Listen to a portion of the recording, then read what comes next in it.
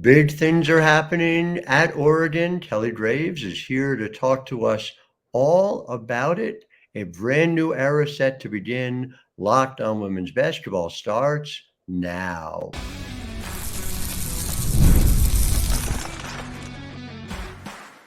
You are Locked On Women's Basketball, your daily podcast on women's basketball. Part of the Locked On Podcast Network, your team every day.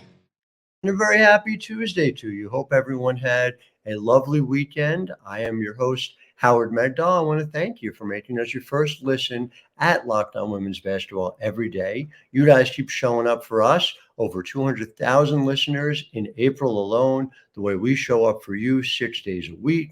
And of course, it is not just me. It is the entire crew over at thenexthoops.com. We have over 100 reported pieces every single month.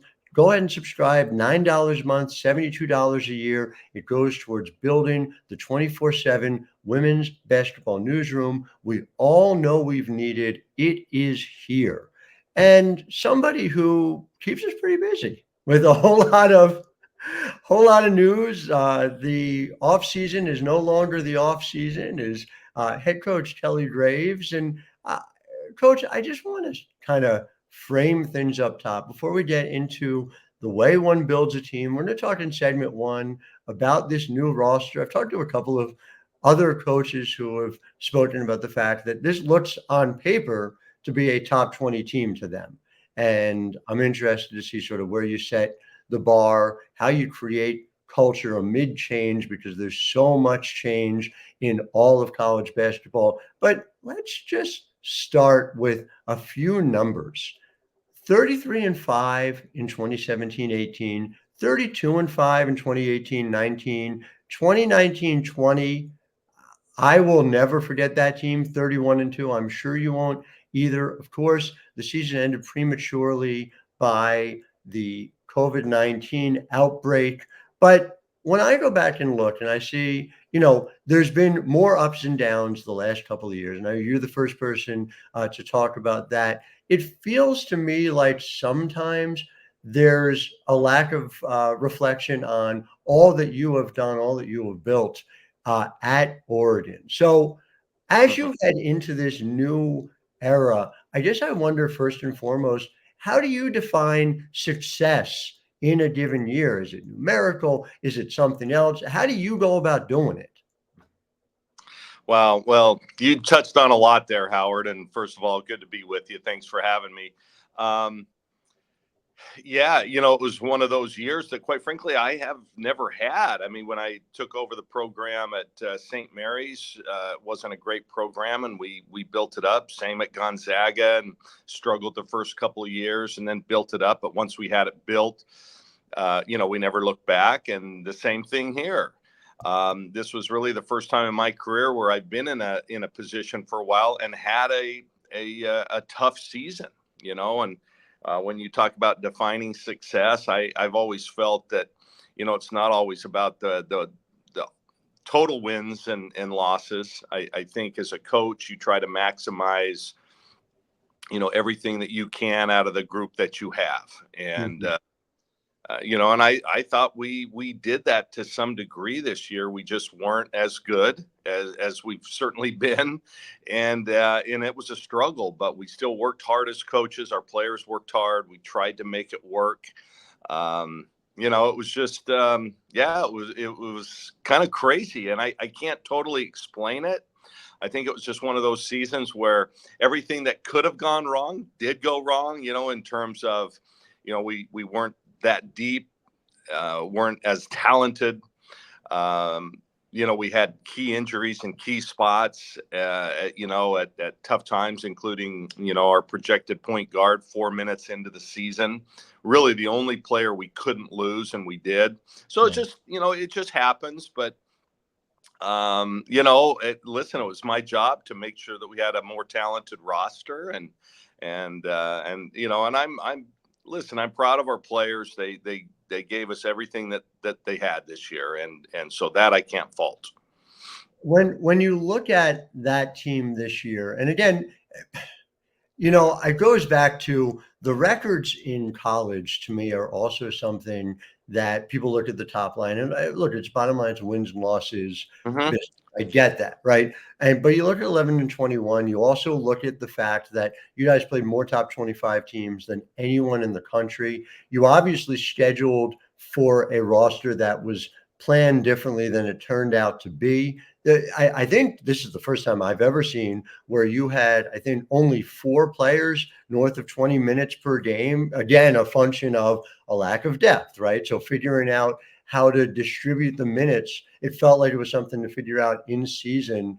For you personally, as you're messaging, as you're talking to players, as this season is going on, what was the challenge there? You talked about this is not something you've gone through before. And what were kind of, if anything, ways that you were able to find for your team to strive for something beyond just a question of wins and losses, to be able to find smaller wins, let's say, within? Yeah, well, I think as coaches, we tend to look at little things, right, within the games. Let's win this quarter. And honestly, even in the years where we were winning 30 games a year and having the success that we did, I think the key is to never look too far ahead and never look big picture. Never look at your record and things like that. What's next? What's next? What's next? And we tried to do that best we could.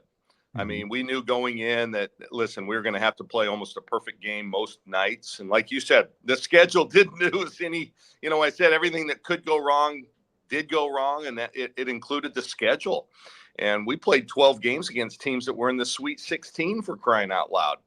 And, we just, and most of those nights we realistically didn't have a chance to win unless we played a perfect game, or they may have been off a little bit.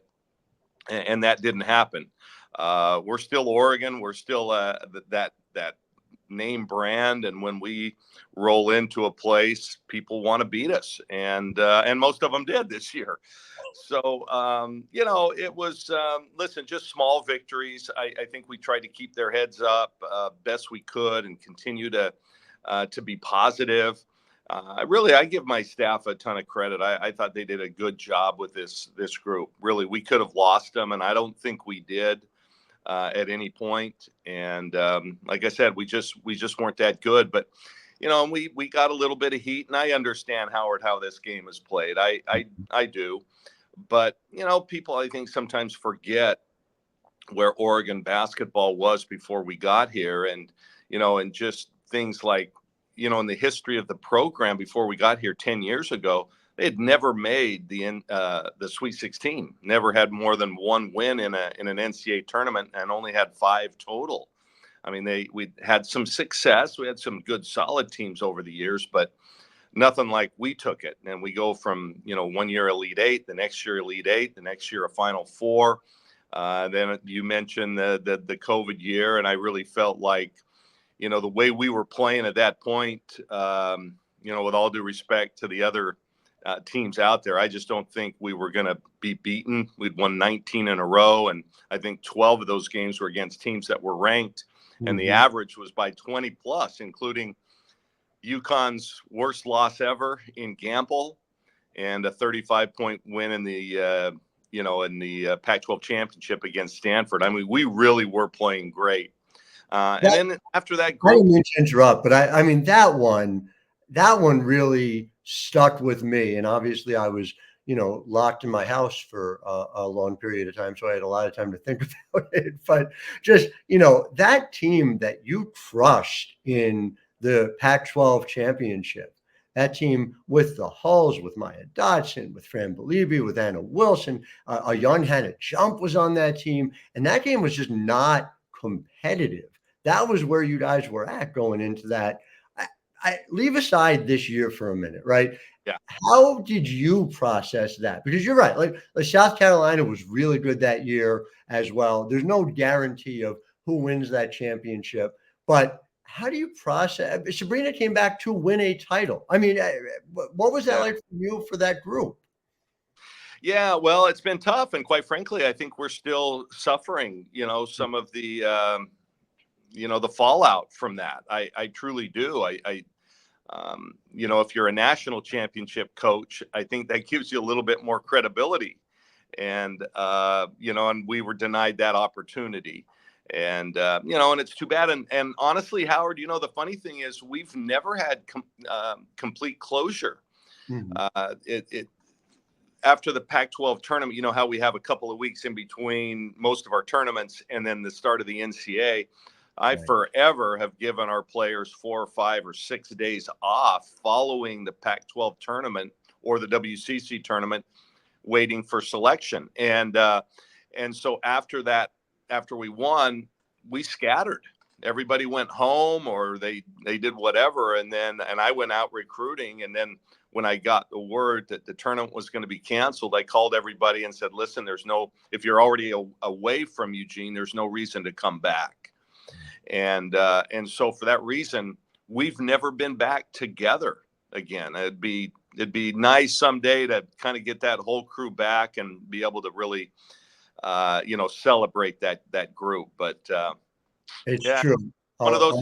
Hey, but it's life, Howard. That's life. There were a lot of people that were denied opportunities that same spring. And looking back, I think we probably could have played it, and everybody kind of been fine. But it's one of those things that happen. We have to pick ourselves up and move on.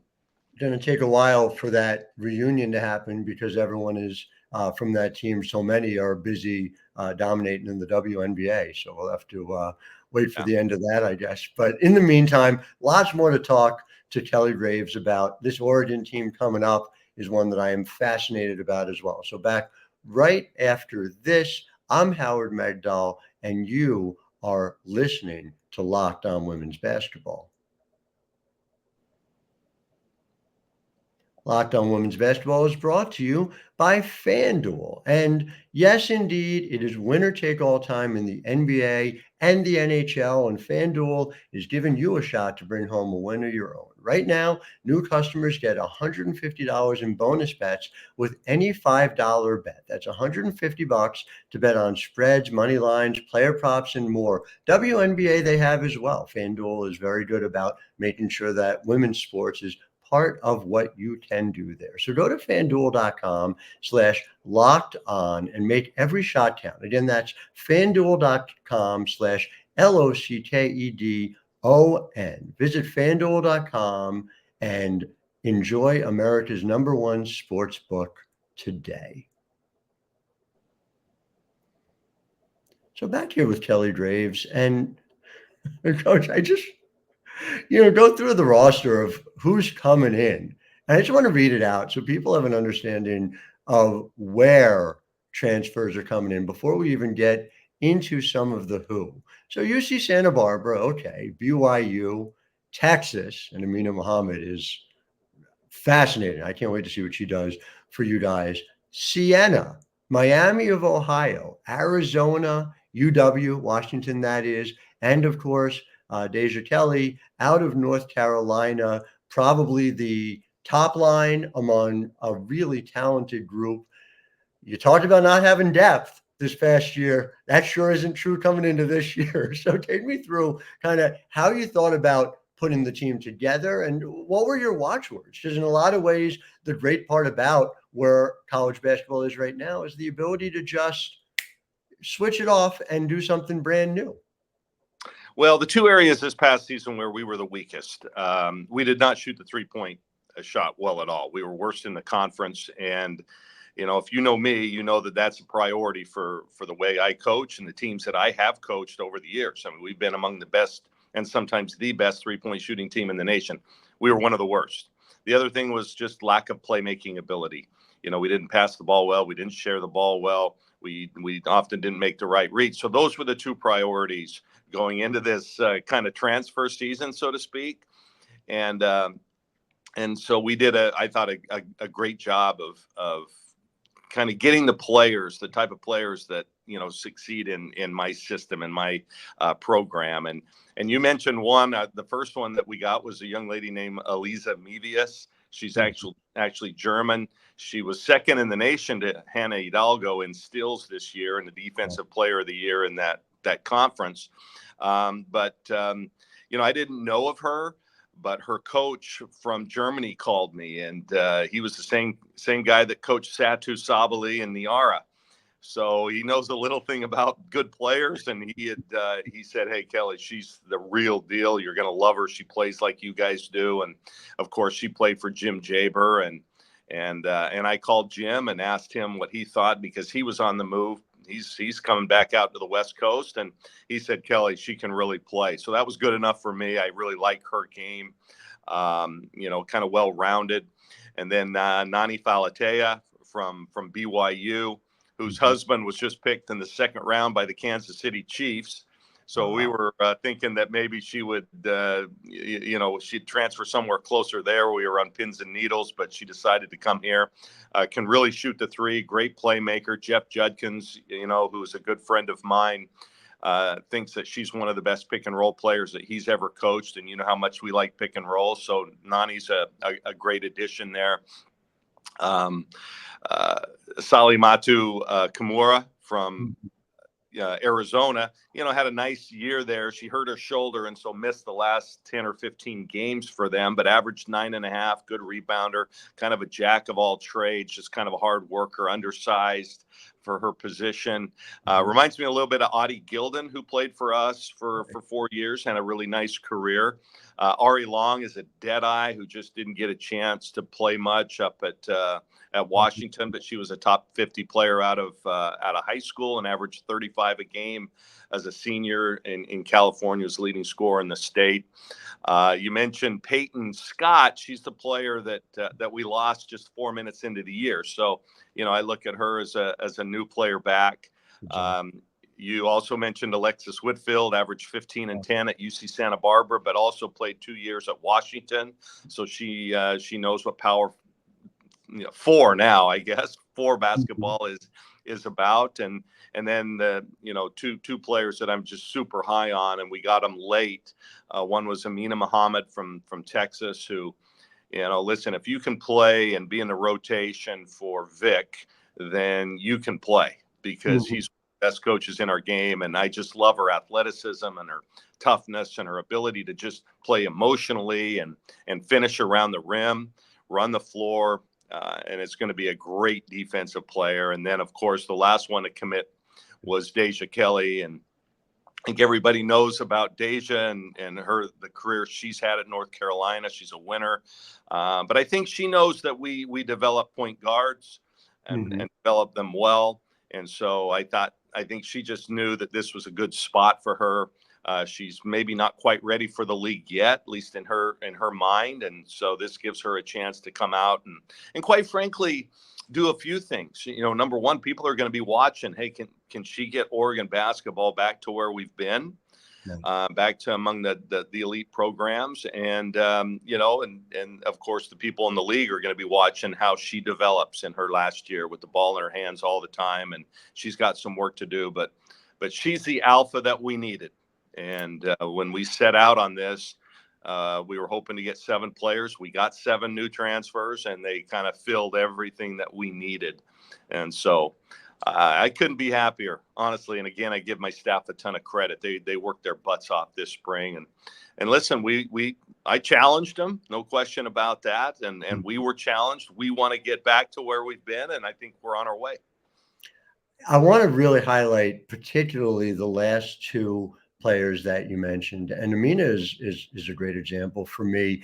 It's a little bit unfair to simply put a player comp on someone. However, there do seem to be a number of overlaps to me with what she brings and what Satu brought your team. The flexibility, the defense, the ability to, I've seen her guard everything 3 through 5. And so you put all that together, and less about, we expect her to be what Satu was and is, and more like, are there lessons that you learned from the way you guys developed Satu into, what's an all WNBA player that you intend to apply to the way Aminu is for you guys? Yeah, well, that's an amazing comparison because, like you said, Satu's a first-team All-WNBA player. I mean, that's incredible. But, yeah, she reminds me of her in her length, in her athleticism, and, like you said, her ability to defend 3. and maybe even more positions. So we'll be able to switch pick and rolls with her. She's a great finisher. That's what I love about her. It reminds me of Ruthie in that regard. Just, you get her around the basket, she's going to make it. She can attack from the high post. Doesn't have Satu's range or anything like that, but, she's going to be here 2 years. And that's the other thing about this class. We didn't just pick up a bunch of grad transfers that are here for a year. Ari Long's got 3 years. Nani's got 2 years. Elisa's got 2 years. Amina's got 2 years. So we have some transfers that can be here for a couple of years. But yeah, I love, listen, I've played Vic a lot, in the last few years, and teams are just tough, right? They're just tough. They're physically and mentally tough, and she's going to bring that to us, and we really need it. And I just love the emotion she plays with, and the attitude, and there's nothing not to like about Amina. Now, her really close cousin, is our star defensive back here as well. So there's a Muhammad family connection here at the university. You definitely recruit families of football players. I understand, and I do. But before we get to Deja, because again, to me, there's multiple elements to it, right? There's what she can do for you, like you said. There's where she can get to at the next level. Elisa, who you pointed out, had a steal percentage with Siena this past year at 5.7%. The MAC, as you know, and again, part of me is delighted just to see it, right? Just to see that we're going to see a MAC to Big Ten transition here, so people have a full understanding of how good that league is. But what role do you see her occupying for this team, and how significant, as you talk about, and you always get into the weeds on the stat side of things of efficiency, how much is getting more of those live ball turnovers turning into transition opportunities going to be a critical part of getting your offensive efficiency to where you wanted it to be, which again, at the height of this program was, I believe you had 3 of the top 8 offensive efficiency seasons in the last 5 years. I mean, that it is that level of greatness that you had, especially 18, 19, 19, 20. Yeah, well, you know me. I love transition basketball. We've led the nation in scoring a couple times. I've done it here at Oregon, and I did it at Gonzaga. I don't know if many coaches can say they've had 2 different schools lead the nation in scoring. So you know me, I like to get up and down, and that starts in transition. And so if she can get those kind of steals on the perimeter and get us going, she really loves to push the basketball. And like you said, her steal percentage was crazy. And, we've never been known for our great defense here, but I think with this group of transfers, we didn't just get players that could score, pass, shoot. I think we did get some good defenders. Mm-hmm. And I'm interested to see how she does. Like I said, when Renee can tell me, he's the coach over in Europe, how good she is and how she would really fit me. And then same with Jim Jaber, who I respect immensely. Jim, and he's a great guy and a great coach. When those guys say, hey, Kelly, she can play, then that's good enough for me. So I'm interested to see it. And I don't know, but she's playing this summer for Germany. She's been on their 3-on-3 national team, and she's doing it again. And hey, by the way, I'll give a shout out to Germany. They qualified for their first ever Olympics. And 3 players on that team I coached, both the Sabalis, Niara, and Satu, but also Sunny Greinecker. I don't know if you remember her. She played for me at Gonzaga, 6'4" inside player, and now really excels in the 3-on-3. But so 3 on that German team were players that I coached, and I'm really happy for them and cheering for them. Kelly Graves alums everywhere. We're going to talk about Deja Kelly. We're going to talk about the Big Ten right after this in segment 3. I'm Howard Megdal, and you're listening to Locked On Women's Basketball.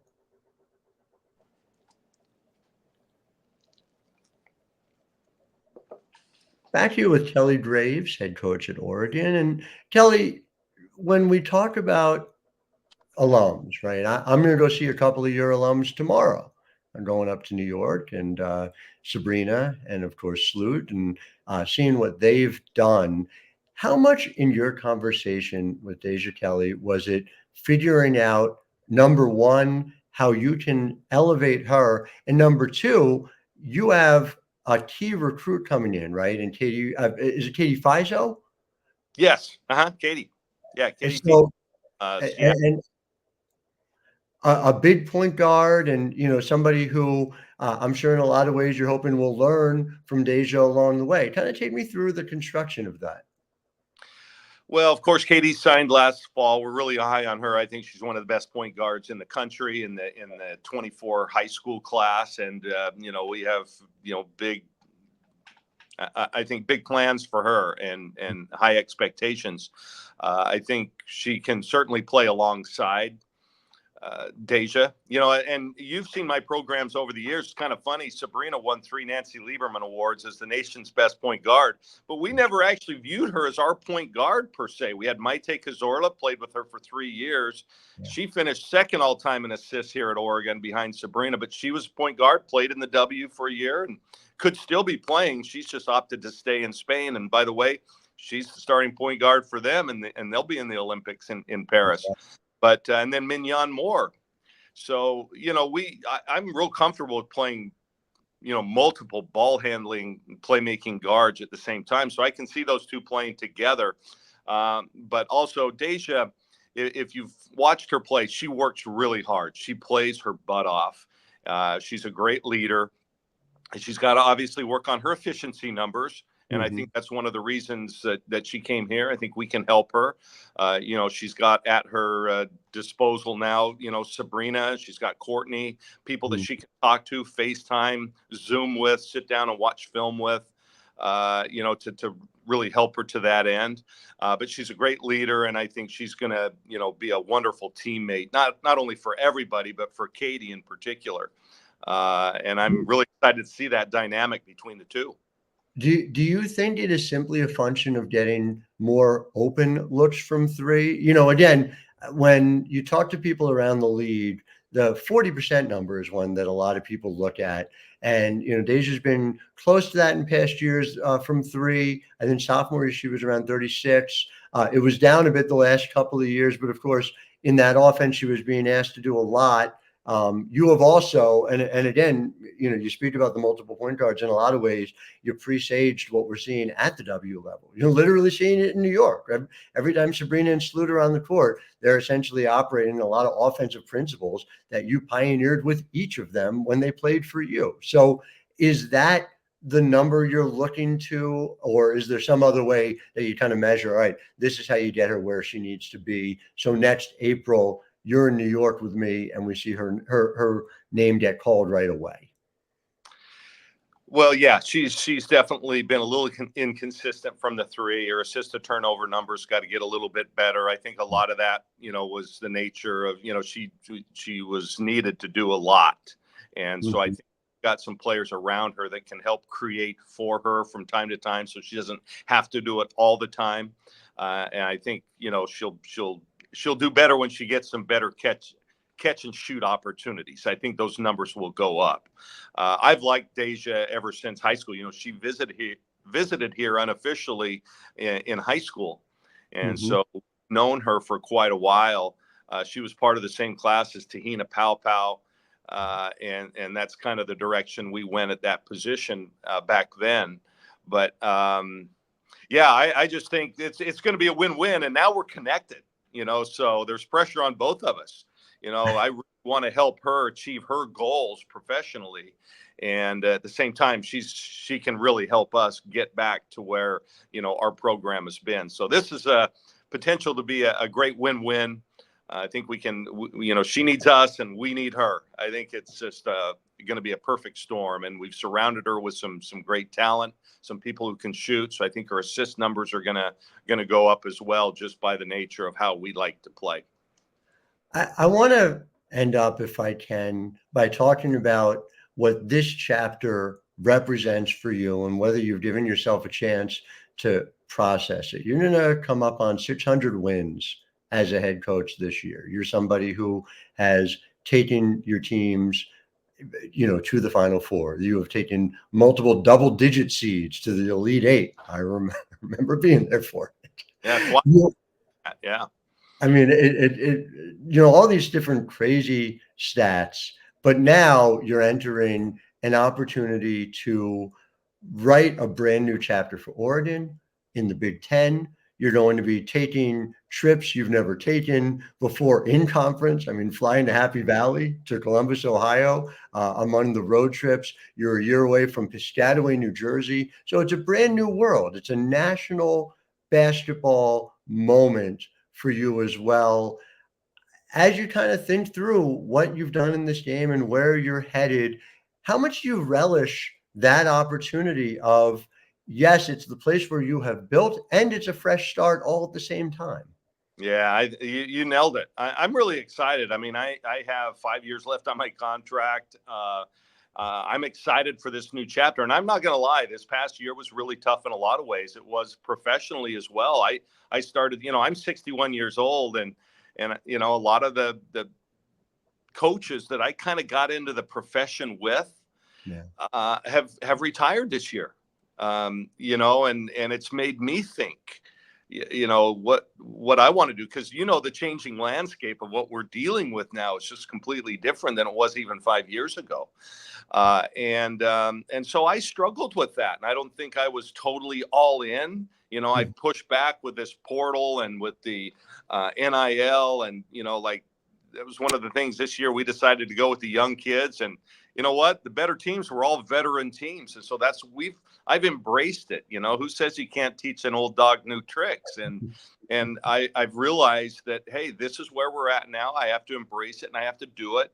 And I can't be caught up into the negative. And so I'm really excited about kind of, and like you said, the Big Ten and everything like that. I was resistant to that change at first. And then Tara and I have become pretty good friends over the last many years, but certainly the last several.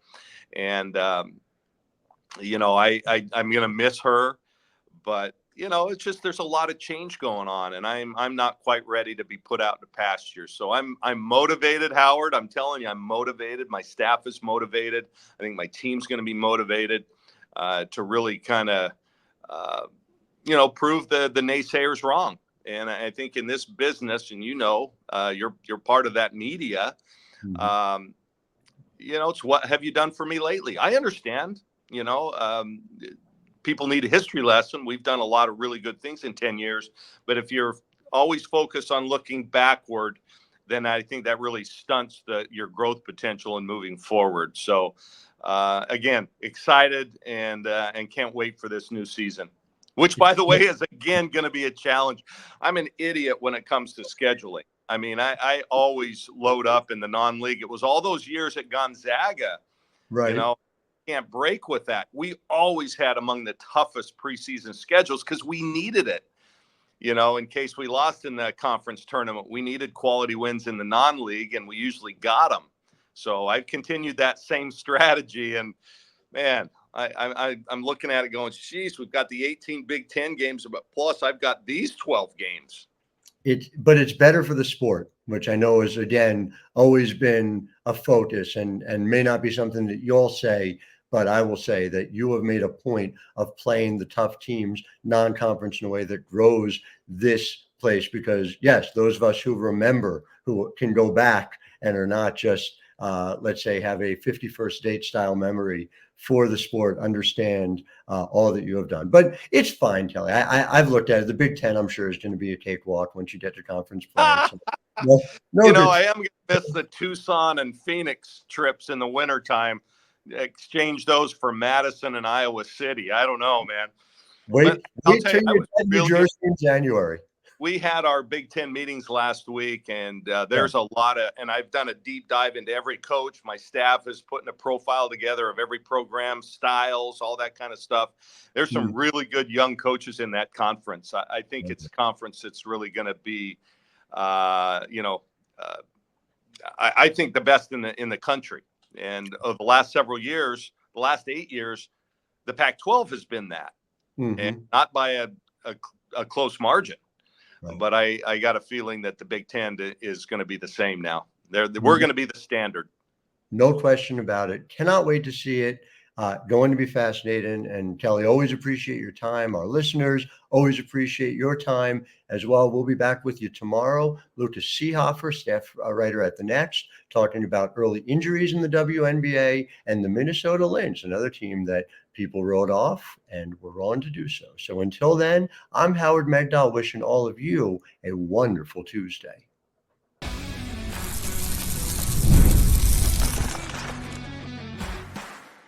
You are Locked On Women's Basketball, your daily podcast on women's basketball. Part of the Locked On Podcast Network.